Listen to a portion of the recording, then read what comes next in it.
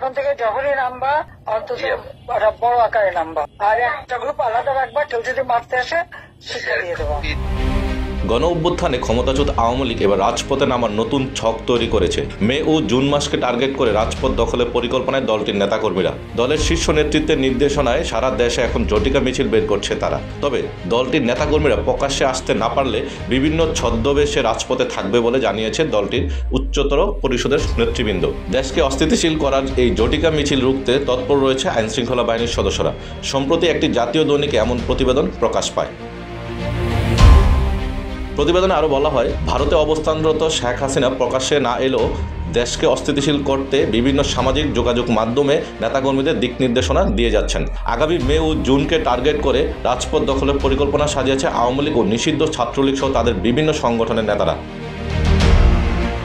প্রতিবেদনে আরও উল্লেখ করা হয়, পুলিশ সদর দপ্তরের তথ্য মতে গত কয়েকদিনে প্রায় 4,666 জনকে গ্রেপ্তার করা হয়েছে, যারা 3 ভাগের 2 ভাগই আওয়ামী লীগের সদস্য। আওয়ামী লীগ ও ছাত্রলীগ প্রতিহত করতে আইনশৃঙ্খলা বাহিনীর সদস্যদের পাশাপাশি মাঠে আছে ছাত্র জনতা। তবে নিষিদ্ধ সংগঠনের এমন জটিকা মিছিল নিয়ে আতঙ্কিত না হওয়ার অনুরোধ জানিয়েছে ঢাকা মহানগর পুলিশ ডিএমপি। এছাড়াও আওয়ামী লীগের মিছিল কন্ট্রোল করতে না পারলে পুলিশের বিরুদ্ধে কঠোর ব্যবস্থা নেওয়ার নির্দেশ দিয়েছে স্বরাষ্ট্র উপদেষ্টা লেফটেন্যান্ট জেনারেল অবসরপ্রাপ্ত জাহাঙ্গীর আলম চৌধুরী।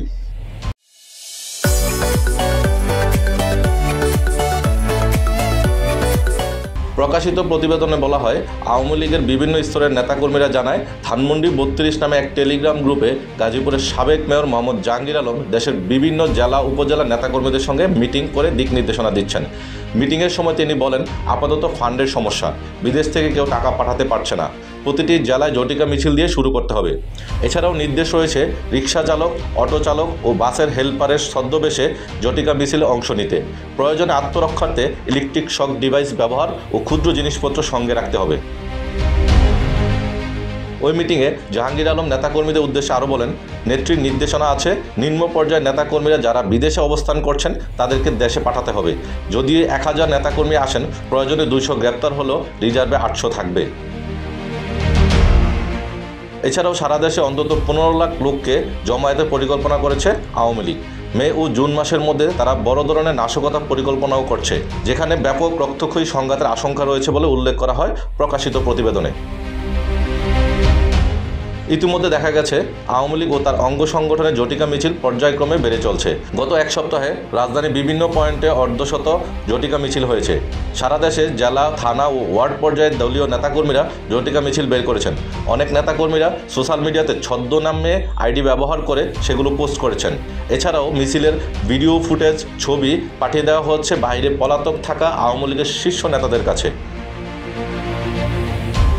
কোনো নিষিদ্ধ সংগঠন মিছিল বের করলে তার বিরুদ্ধে আইনানুগ ব্যবস্থা নেওয়া হবে বলে জানিয়েছেন পুলিশ সদর দপ্তরের সহকারী মহাপরিদর্শক এনামুল হক সাগর। তিনি বলেন, মিছিলকারীদের তাৎক্ষণিক গ্রেপ্তার করা সম্ভব না হলেও পরবর্তীতে ছবি ও ভিডিও ফুটেজ বিশ্লেষণ করে আমরা অনেককে গ্রেপ্তার করে আইনের আওতায় নিয়ে আসা হচ্ছে। জনবিচ্ছিন্ন বেআইনি সংগঠনের অপতৎপরতা রোধে পুলিশ তৎপর রয়েছে। এছাড়াও নিষিদ্ধ ঘোষিত সংগঠন মিছিল করলে তাদের গ্রেপ্তার করা হবে। Tanvir Ahmad, desk report, Ittefaq.